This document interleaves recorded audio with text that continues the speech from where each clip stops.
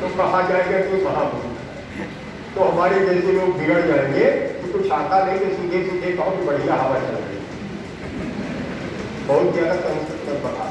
प्रभंजन आंधी तूफान को कहते हैं। शीतल मंद सुगंध अनिल चलता और समीर चलता है। हाँ? अनिल जान पाता है धीरे धीरे लहरियां उठ रही है। ऐसे ही शरीर बीज पूर्व इस सब में भी भेद है। ये पंत जी ने समझाया। क्या उम्र थी? 20, 22, 23, 24 वर्ष की। इतना बड़ा चमत्कार किया हो। शेली कीट्स बायरन, पता है कीट्स नाम का जो कवि कुल 26 वर्ष का था तो उसकी मृत्यु हो गई। कीट्स दुनिया के बड़े नामी कवियों में अग्रस्त है। उन्हीं की प्रसिद्ध पंक्ति है वो, beauty is truth, truth beauty, that is all we know on earth and all we need to know. चमत्कार। शेली कुल 32 वर्ष के थे, बायरन कुल 36 वर्ष के थे, विवेकानंद 39 वर्ष के थे, शंकराचार्य 32 वर्ष के थे जब चले गए। कितना परिश्रम किया होगा शंकराचार्य ने। कहाँ केरल है और आज की तरह से नहीं यातायात था, पैदल आए होंगे, कोई घुड़सवार नहीं थे बड़े की घोड़े पर चढ़कर आओ, पैदल आए होंगे, ज्यादा ज्यादा बैलगाड़ी पर बैठ गए होंगे। कैसे कैसे आ गए, पूरा भारतवर्ष घूमता था। विवेकानंद ने चमत्कार कर दिया, अफ्रीका तक जाकर झंडा गाड़ा है। ये ऐसे नहीं होता है। विद्या व्यसन कहलाता है। देखिए व्यसन बड़ा शब्द है, कहता है ना बड़ा व्यसनी है, तो मैंने लगी, जैसे सिगरेट पीने की लत है, गुटखा खाने की लत है, शराब तो खैर बहुत खराब बात है, तो कहा जाता बहुत लत है, इसको पड़ गई है, छूटती नहीं है, इसको कहते व्यसन। लेकिन व्यसन अगर जुड़ना विद्या से तो व्यसन बढ़िया हो जाता है। भाषा विज्ञान पढ़ाया जाता है में, उसमें आता है एक होता है अर्थोत्कर्ष और एक होता है अर्थापकर्ष। अर्थोत्कर्ष वाले शब्द वही है, लेकिन अब नए प्रयोग के नाते से उसके अर्थ में उत्कर्ष आ गया। तो विद्या व्यसनी होना गुण माना जाता है। कहा जाता है बड़े विद्या व्यसनी है। वैसे मैं कह सकता हूँ, मुझे स्वयं पता नहीं है कितनी हजार पुस्तकें मैंने पढ़ डाली होगी, कितनी पत्र पत्रिकाएं, करोड़ों पन्ने पढ़ डाले होंगे अब तक, लेकिन विद्या व्यसन करता है। जब मैं छठे दर्जे में पढ़ता था तो हमको मानस की तमाम चौपाइयां याद थी, तमाम कांड याद थे। अरण्य कांड पूरा, सुंदर कांड तो सबको कंठस्थ रहता, आपको अरण्य कांड पूरा याद था, उसका एक दूसरा प्रकरण था। हमारे एक आचार्य जी की संस्कृति, मामूली धोती पहनते थे, कुर्ता पहनते थे। हम जिस विद्यालय पढ़ते छान छप्पर वाला और टाट पट्टी पर बैठते। उन्होंने कहा कि बच्चों, विद्यालय में एक छोटी सी लाइब्रेरी है, 2 अलमारियों की, तो कहा कि उसमें जाकर किताबें हैं, निकलवा कर पढ़ते रहो। तो और वो तो मैं नहीं जानता कौन गया, मैं गया उस लाइब्रेरी का, यानी दोनों अलमारियों के इंचार्ज थे हमारे class teacher Shyam Kishore Lal Srivastava ji. ABCD उन्होंने ही पढ़ाया था, तब छठे दर्जे से अंग्रेजी पढ़ाई जाती थी ABCD, तो वो हमें बहुत मानते थे, क्योंकि एक बार जो पढ़ लेता था अपने आप याद बन जाता था। संस्कृत में रूप रटाया जाता है, रामा रामो रामा पठन पठना पठन थी, हम एक बार जो याद कर ले तो अपने आप याद हो जाता था। तो आचार्य जी ने कहा कि किताब लिया करो। तो गए हम श्याम किशोर लाल जी के पास, उन्होंने कहा सर एक किताब, तो कहा ये चाबी है और देखो अलमारी है, जो किताब चाहो ले लो, ये रजिस्टर है, किताब का नाम लिखो, अपना नाम लिखो, हस्ताक्षर कर दो, तारीख डाली। संयोग से जो किताब निकाली वो निकली, तो रास्ता भर हम पढ़ते हुए जाते थे, चप्पल उप्पल तो रहती नहीं, जूता तो था नहीं, हम लोग तो मामूली गरीब लोग थे, तो ऐसे रास्ते भर पढ़ते और वहां का बनाया हुआ रास्ता काट दिया काल में और पढ़ते हुए पीछे चले। किताब निकली वो सिंदूर की होली। लक्ष्मी नारायण मिश्र एक बहुत बड़े नाटककार थे, प्रसाद जी के बाद उनको सबसे बड़ा नाटककार माना जाता है। प्रसाद जी सांस्कृतिक चेतना के कवि हैं। भारतवर्ष में जो गौरवपूर्ण है, हिमाद्रि से प्रबुद्ध शुद्ध भारती स्वयं प्रभात उज्ज्वला स्वतंत्रता पुकारती, चंद्रगुप्त नाटक है। तो ऐसा उद्बोधन करते हैं, ऐसे गीत आपको तैयार करने चाहिए। गीतिका से गीत तैयार करके हर्ष पंकज तो अच्छा लगता। पंत जी का परिवर्तन कोई सुना देता तो चित्त आह्लादित हो जाता।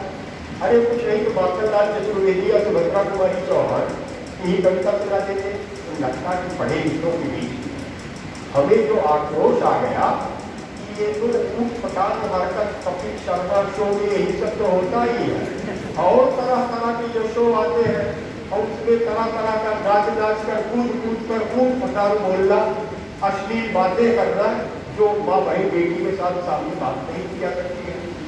तो हमारा चित्त उद्विग्न होता है, क्योंकि उनका अध्यापक पितामह सिंदूर की होली नाटक पढ़ रहे रास्ते पर, समस्या नाटक लिखते थे मिश्र जी। समस्या नाटक वाले उस समय सबसे बड़ी समस्या थी, बहुत पहले से विधवा विवाह की, सती प्रथा की समस्या राजा राम मोहन राय ने बड़े प्रयत्न से छुड़ाया। आज भी नाटक है राजस्थान में, आज से करीब 20-25 साल पहले एक लड़की नई रूप कुंवर विधवा हो गई तो उसको लोगों ने जला दिया और कहा कि सती मैया की जाए, उसका मंदिर बना रखा। आप ये बताइए कि आज तक कभी सुना है कि पत्नी मर गई हो तो पति ने अपने को जला लिया हो? लड़की विधवा होती है तो कान का सिंदूर हटा दो, हाथ की चूड़ी न पहनो, सफेद साड़ी पहनो, कोई गहना न पहनो, सामने जाओ। पहले जमाने में होता था माँ अगर विधवा है तो लड़के के विवाह के किसी कार्यक्रम में वो सामने नहीं आ सकती। चाची या मौसी या भाभी वो कार्यक्रम विधवा को अलग छोड़ने में लड़की है, उसको अशुभ माना। अगर मनुष्य विधुर हो जाए कि पत्नी मर जाए तो कुछ फर्क ही नहीं पड़ता था। कोई ये कहता तो विधुर है तो हटाओ, ऐसी समस्याओं पर बात करनी चाहिए, ये पढ़ना चाहिए। मनुष्य की सभ्यता जो बढ़ी है एक दिन में नहीं आई है। युगों से कभी आप कल्पना करते हैं कि आज से 15-20 हजार साल पहले लोग कैसे रहते होंगे? जंगल में रहते हैं। आदि मनुष्य अफ्रीका में पैदा हुआ है, वहीं से सब लोग आगे धीरे धीरे बढ़ते थे। तो जंगल में रहते थे, पेड़ पर चढ़ जाते थे, रात में खो में रहते थे, लेकिन मनुष्य में चैतन्य है। अन्य जीव देखो वैसे कैसे रह गए। सिंह जैसे आज से 50,000 साल पहले था वैसे आज है, हाथी भी वैसे ही है, चींटी भी बिल्कुल वैसे है, चिड़िया भी वैसे ही है, गाय बैल भी वैसे ही है।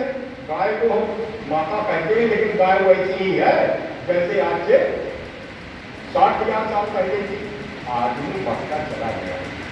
बड़ी खास बात ये थी कि मनुष्य को वाणी प्राप्त है। वाणी तो सब जीवों को मिली है। जैसे कोयल कैसा बढ़िया बोलती है, आजकल पपीहा बहुत बोलता है, कोयल कम सुनाई पड़ती है। और चिड़िया बोलती है, गौरैया कम दिखाई पड़ती है, लेकिन बुलबुल दिखाई पड़ती है। गाने में आती है, बहुत अच्छा लगता है। और चिड़िया जब शाम को सवेरे बार एक साथ कलरव करती है, लेकिन जैसा पहले करती थी वैसे आज नहीं करती। उनमें परिवर्तन नहीं आया, उन्होंने भाषा नहीं सीखी, केवल ध्वनि करती है। जैसे गाय भी रंभाती है, बच्चा उसका जब कहीं लगता सामने नहीं है तो व्याकुल होकर रंभाती है, और एक दूसरे प्रकार की आवाज करती है तो प्रसन्नता व्यक्त होती है। तो प्रसन्नता, दुख या क्षोभ या क्रोध जैसे सावर हो करता है, जो तीन मेल के नाते से किसी प्रतिद्वंदी के सामने हो उतारता है तो क्रोध रहता है, अन्य नाते से करता है तो कोई दूसरा भाव रहता है। ये लोग केवल ध्वनि करते हैं। मनुष्य भी पहले उसने ऐसे कहा होगा तो सीधा सीधा कह सकते, कह सकते कि इससे कुछ बन सकता है। तो पहली बार जब आ से आम बन गया होगा, आम देखा तो कहा इसको कैसे समझा जाए, तो आ से आम कह दो, इसे हिंदी कहा। एक दिन में नहीं कहा, पता नहीं कितने दिनों में होते होंगे। भाषा बहुत दिनों में बनती है। ऐसे मानवीय मूल्य बहुत दिन में बनते हैं। आज मनुष्य, स्त्री और पुरुष दोनों नंगे रहते थे जैसे अन्य चीज। कपड़ा खरीदे तो आविष्कार ही नहीं हुआ था कपड़े का, तो स्त्री पुरुष दोनों नंगे रहते थे। अन्य को जाड़ा लगता था, आदमी को तो क्या करे, तो कुछ ढकता था, कोई पत्ते वत्ते, तो धीरे धीरे सीखा कि पत्ते से ढका जा सकता है। जैसे अभी ज्ञान शाकुंतल नाटक है कालिदास का, शकुंतला वल्कल धारण करती है। वल्कल समझते हैं ना, पेड़ की छाल। और बहुत दिनों तक भारत में तो सिलाई का आविष्कार ही नहीं हुआ था। सिलाई सिकंदर के समय से आई, और मुसलमानों को जब आक्रमण हुआ तो उनसे हमने सिला हुआ कपड़ा सीखा। वरना पुराने चित्र देखिए, शकुंतला का, सीता का, राधा का, रुक्मिणी का, पार्वती का, तो केवल मात्र वो नीचे कुछ पहने, वो ऊपर कपड़ा बांधे हैं, ब्लाउज नहीं पहने, क्योंकि सिलाई होती। ऐसे ही मानवीय चेतना, शुरू में मातृत्व का बोध नहीं था कि हमारी माता है या हमारे पिता है या हमारा एक पुत्र पुत्री है। जैसे अन्य जीवों में है, कहाँ पहचानते हैं? गाय का बच्चा जब तक छोटा रहता है, गाय पहचानती है कि हमारा बछड़ा है। बड़ा हो जाने के बाद जब वो पहचानता है हमारी माँ है, वो पहचानता है हमारा बछड़ा। मनुष्य में चेतना का धीरे धीरे विकास हुआ, फिर हुआ कि हमारी ये माँ और माँ है कि इतना वत्सल होती है, माँ के समान दुनिया में कोई नहीं। सोचिए कि बचपन में छोटा बच्चा रहता है, चाहे वो रोवे, चाहे गावे, चाहे वो नीता अंबानी करके बच्चे, तो भाई वो तो अपना नर्स रखे हुए हैं, उनकी बात छोड़ दीजिए। मामूली लोग को लेके माताएं अपने बच्चे को साथ लेकर सोती है, वो चाहे तो कर दे, उसका उनको जानता नहीं है कि जीना कर दिया कि और क्या कर दिया। माता कभी झिड़क कर पटकती नहीं है, बुखार रहता तो भी रात भर सोती नहीं है, चिल्लाता है तो कहीं पता नहीं तो बहुत व्याकुल है, वो भी व्याकुल है। तो माता के वात्सल्य तो वही है, पुत्र ने ही सीखा कि माता ने हमारे लिए बहुत किया। तो मातृत्व एक मूल्य बन गया। लोग समझ गए कि ये केवल माता नहीं है, सिर्फ स्त्री नहीं है, ये माता। तो मातृत्व एक मूल्य बन गया। पिता, जितने अन्य जीव है तो क्या जानते हमारा कौन पिता है? आप बताइए, जितने गाय बैल भैंस वगैरह वगैरह चिड़िया लोग है, कोई अपने पिता को नहीं जानता। माता को तो जान सकता है थोड़े, पिता को कोई नहीं जानता। लेकिन मनुष्य में पिता को भी जानना, और पिता शब्द ही बना है जो रक्षा करता है, जो परिपालन करता है। पाती की पिता, जो परिपालन करे वो पिता। आप सबके लिए आपके पिताजी, आपकी माँ, आपके बड़े भाई, बड़ी बहनें, भाभियाँ कितना व्यग्र रहते हैं कि हमारा बेटा, हमारी बेटिया आगे बढ़े, ठीक से पढ़ाए, मेहनत से पढ़ाते हैं। हम लोगों के समय तो अन्न पानी जो था, बड़े मुश्किल से पढ़ पाते थे, बहुत दूर दूर विद्यालय होते थे, 4-4, 5-5 कोस पैदल करना पड़ता था। अब तो जगह की जगह खुल गया है, सुविधा भी है, तो आपको और ध्यान से पढ़ना चाहिए। तो मातृत्व मूल्य चेतना है, पितृत्व मूल्य चेतना है, पुत्रत्व मूल्य चेतना। मूल्य चेतना माने माता एक भाव। ऐसे ही गुरु को गुरु उसको मान लिया, या गुरु के यहाँ पढ़ते थे, पहले तो गुरु के घर जाया करते थे विद्यार्थी, उसके यहाँ गुरु की गाय चराते थे, गुरु के यहाँ गोबर काटते थे, उसके लिए खाना पीना भी तैयार करते थे, कपड़ा करते थे। और गुरु मगन होकर जितना ज्ञान उसके पास रहता था सब अपने विद्यार्थी को अर्पित कर देता था। तो शिष्य बड़ा गुरु के प्रति आदर और श्रद्धा भाव रखता है। यही गुरुत्व की मूल चेतना। और गुरु शिष्य के लिए कामना क्या करता था? कहा गया संस्कृत में श्लोक, पुत्रात् शिष्याभिच्छेद पराजयम्, पुत्र से और शिष्य से पराजय की कामना करनी चाहिए। पराजय की माने क्या? ये नहीं कि पुत्र हमें उठा कर पकड़ देगा, कुश्ती नहीं। ज्ञान में, महत्व में, कार्य में, व्यवहार में हमसे कई गुना आगे बढ़ेगा। चपरासी बाप भी चाहता है कि हमारा पुत्र IAS बन जाए, प्रोफेसर बन जाए, इंजीनियर बन जाए, डॉक्टर बन जाए। उसको ईर्ष्या नहीं होती है, अरे हम तो चपरासी रह गए, हमारा लड़का इंजीनियर बन गया, तुम्हारा बेटा हुआ। कोई पिता ऐसा सोचता है? क्यों? वही जोर की चेतना है। ऐसे ही प्राइमरी का जो गुरु होता है, आप तो जानते हैं जो आपको प्राइमरी पढ़ाते तो उनसे अधिक आपकी योग्यता हो गई है। लेकिन प्राइमरी के जो टीचर थे हमारे तो गुरु अब रहे नहीं धराधाम पर। खास अगर सामने भी आ जाए तो मैं लपक कर उनके पैरों में अपना सिर रख दूंगा, जबकि वो बहुत मामूली पढ़े लिखे थे।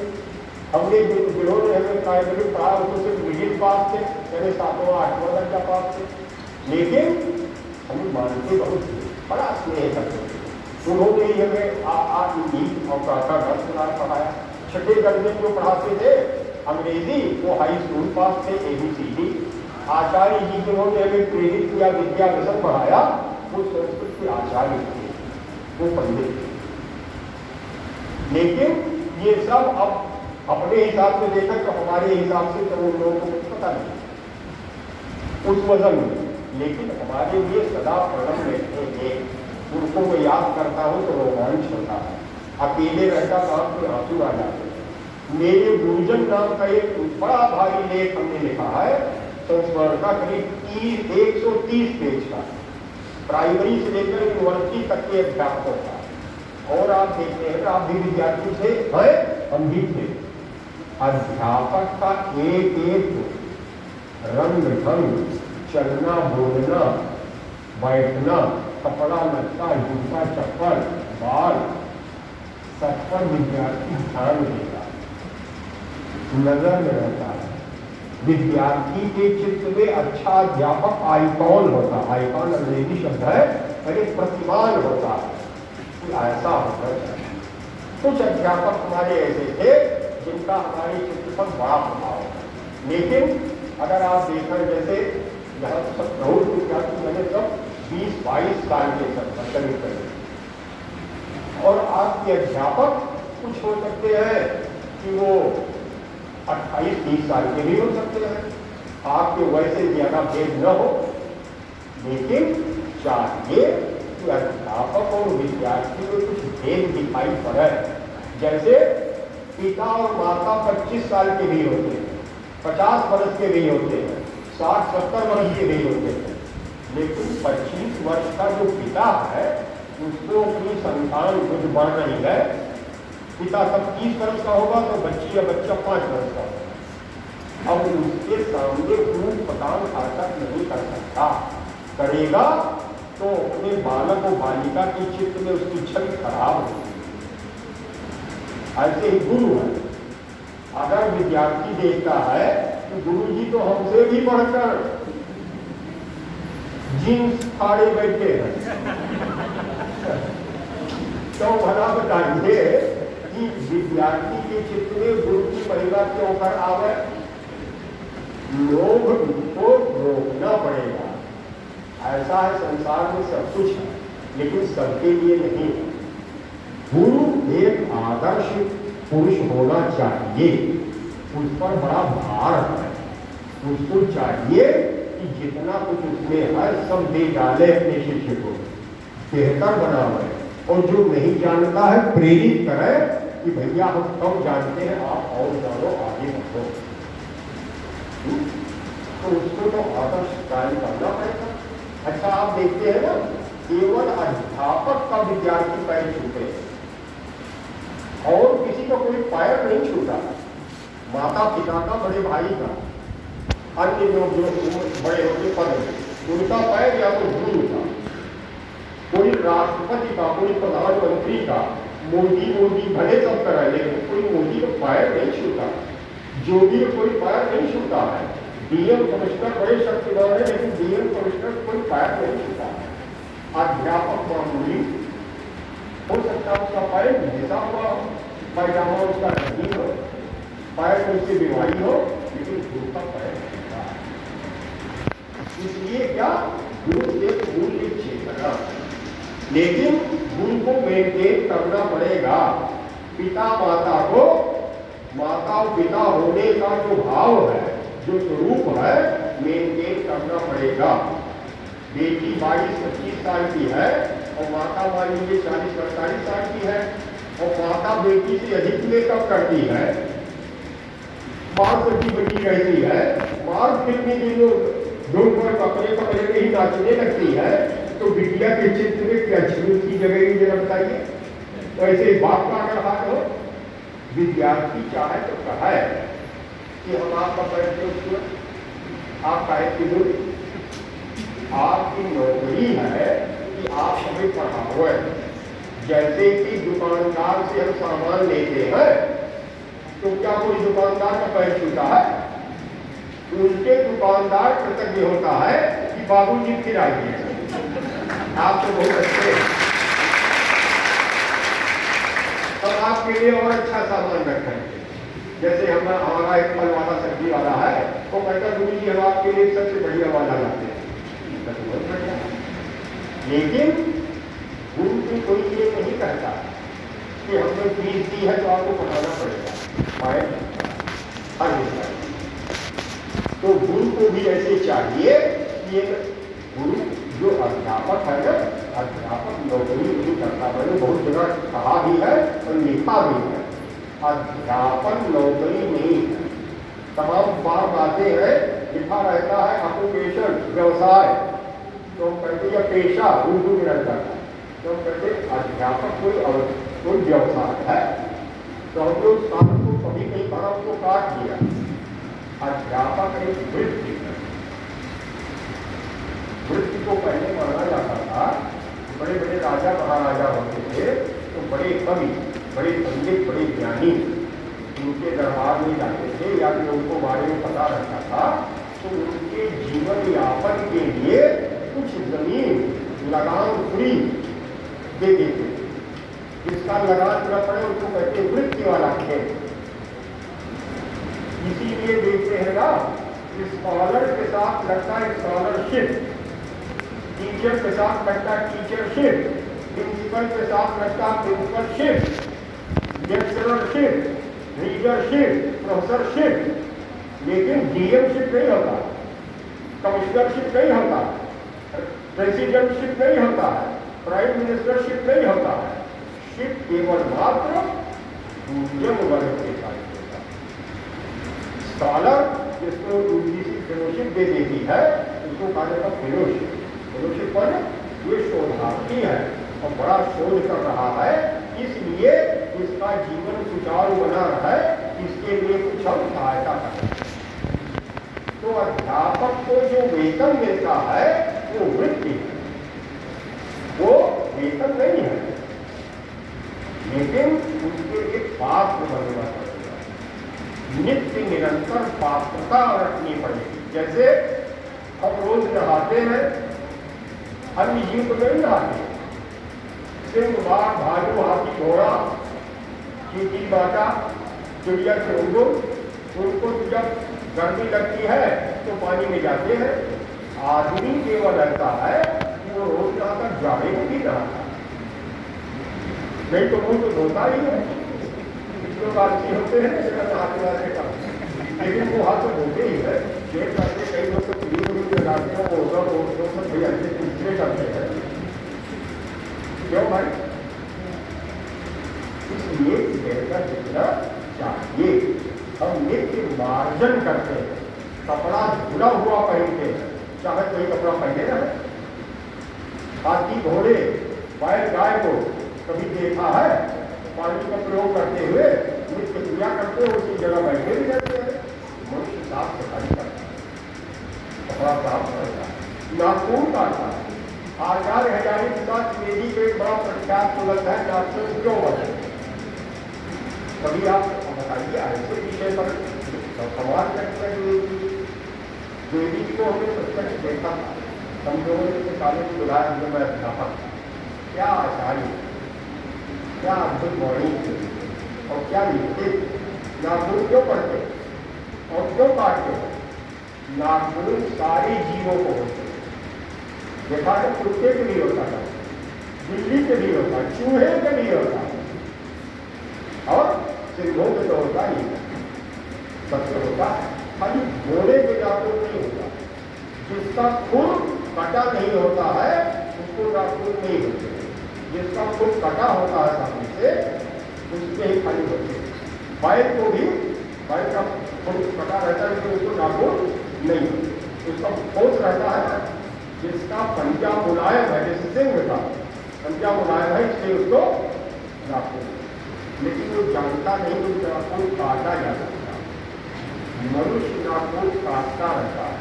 दाढ़ी मूछ तो प्रतिष्ठा ऐसे दिन है, सबके लिए विभाग के लिए प्रकृति ने ग्रेड थोड़ा दिया, प्रकृति को पूरा नहीं दिया, मनुष्य ने बनाया और जान गया कि साफ सुथरा कर देने से अच्छा लगता है। जैसे आप देखते हैं ना, तो थोड़ी बहुत आदमी है वो जो चाहे विष्णु का रूप धारण करे, चाहे कृष्ण का, चाहे राम का, यहाँ तक कि शिव का, तो राम और कृष्ण और शिव से दाढ़ी मूछ नहीं दिखाई पड़ती कभी भी। तो आप क्या समझते हैं, कृष्ण 16 साल के नहीं हुए, 20 वर्ष के नहीं हुए? राम जी जो बन गए थे तो क्या उस साथ लेकर गए थे? जटाजूट की बात तो है, रामचरितमानस में आता है कि जब वो आगे बढ़ने लगे चित्रकूट के पास तो बट क्षीर मंगाया, बालक का दूध मंगाया और जटाजूट को इकट्ठा करके जटाजूट बांध दिया, लेकिन दाढ़ी मूछ का नाम नहीं ले रहे कभी। तो क्या राम जी को दाढ़ी मूछ नहीं हुई थी? लेकिन कभी की चेतना में दाढ़ी मूछ वाले राम का रूप अच्छा नहीं लगता। कृष्ण भी 125 वर्ष के होकर मरे थे। महाभारत काल में वो करीब 80 वर्ष के, उस समय तो दाढ़ी मूछ रही हो, लेकिन कहीं कृष्ण का रूप वंशु घोषित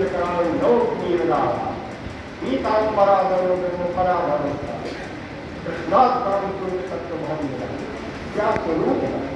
शिव भगवान वो तो और दिगंबर है, लेकिन दाढ़ी मूछ रखते ही नहीं। और उमा पार्वती के समान सुंदर कोई हुआ ही नहीं, सीता जैसा सुंदर कोई हुआ नहीं, राधा जैसा हुआ नहीं, यदि ये सब है नहीं, ये पंक्ति महाकल्पना, जो कि ऐसे होना चाहिए। राम जैसा रूप होना। शुरू में ही वाल्मीकि रामायण में आता है कि कैसा हो, पूछते हैं नारद से, कौन ऐसा है संसार में कि जो बड़ा बलवान है, जिससे बड़े बड़े शब्द छापते हो, लेकिन साथ ही अमर के समान कोवल, नवनीत के समान जिसके कोवल हाथ है, बड़ा ऐसा नहीं होता।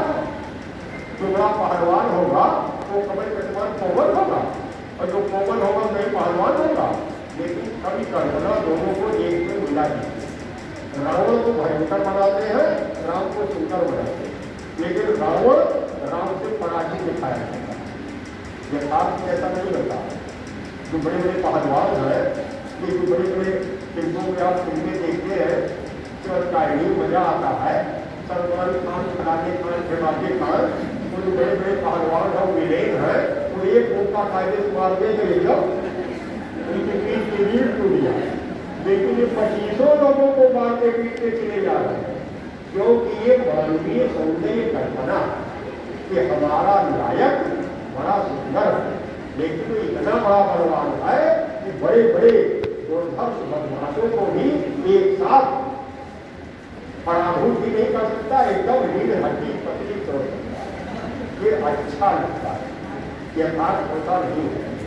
आज जो विद्या पढ़ते हैं, मार्जन करते हैं भाषा का, जैसे हम कहें शिव शंकर, तो आप अर्थ को जान ही कहेंगे। कि शिव के लिए कह रहे हैं, लेकिन मन में तो सोचेंगे ना, गुरु जी बड़े ज्ञानी कहलवाते हैं, वायु की तारीफ तो नहीं की, ये तो शिव उपचार नहीं करवाते, तो पहले शिव शंकर शब्द वही है, अर्थ भी समझ में आ रहा है, लेकिन शब्द को सुचारू रूप से बोलना चाहिए, लिखना चाहिए। जैसे कहूँ है, मैंने कहे तो अर्थ को आप समझ जाएंगे कि मैंने कुछ कहा, लेकिन मन में सोचे कि क्या ये मन में कहे, ये मन में कहे क्या होता है, अर्थ समझ में आ गया, लेकिन ये वाक्य ना सोचे। आजकल मैंने बोला बहुत चलता है, ये मैंने बोला क्या होता है, मैंने बोला नहीं होता, वह होता है एक का प्रयोग जहाँ कर्म हो, जैसे मैंने भोजन किया या मैंने खाना खाया, मैंने लेख लिखा, मैंने कविता लिखी, लेकिन मैं सोया तो मैंने सोया थोड़ा होता है, सोना अकर्मक है। मैं उठा, अरे बस उठ गए। मैं सांस लेता हूँ, सांस लेता हूँ, लेने में कोई परिश्रम नहीं होता है, सांस अपने आप आती जाती है। तो सब सोचना पड़ेगा, एक एक शब्द का स्वरूप आकार उच्चारण है। अध्यापक को विद्यार्थी को अभ्यास करना चाहिए। जैसे आपने सुना ना, लता मंगेशकर जैसी गायिका सारी दुनिया में आज तक हुई, उन्होंने पता नहीं कितनी भाषाओं में गान किया। मुकेश तो अवधि का भी ज्ञान करते हैं, तीसरी कसम में उनके गीत सुनिए। मुकेश जी गुजरात के रहने वाले, लता मंगेशकर महाराष्ट्र की, 7वां दर्जा पास नहीं है लता मंगेशकर, लेकिन क्या उच्चारण चमत्कार साझा करते। तो क्या आप करते अपने आप है? अपने आप नहीं, वो बड़ा अभ्यास करते हैं। अध्यापक रहती है साथ, हिंदी के उच्चारण वाला, उर्दू के उच्चारण वाला। जैसे हम कहे तो जरा आवाज दियो, फैजाबाद से आए हैं, फैजाबाद क्या होता है, ये आवाज क्या होता है? उर्दू की गजल सुना रहे हैं, अरे मुझे गजल नहीं है, गजल है। तो कितना शुद्ध उच्चारण करते हैं इनका मुकेश मोहम्मद रफी का क्या कहना है? बहुत अभ्यास। ये तमाम जो एक्टर है, जो कुछ पढ़े लिखे नहीं है, जो उनको संवाद दिया जाता है, उसको घंटों खड़े होकर मस्त करते हैं, अभ्यास करते हैं, तब जाकर रीटेक होता है। ठीक नहीं बचे, फिर से रीटेक वाले फिर से, और तो फिर से होता है तो सीखता रहता है। अब जाकर ऐसे आप बड़ी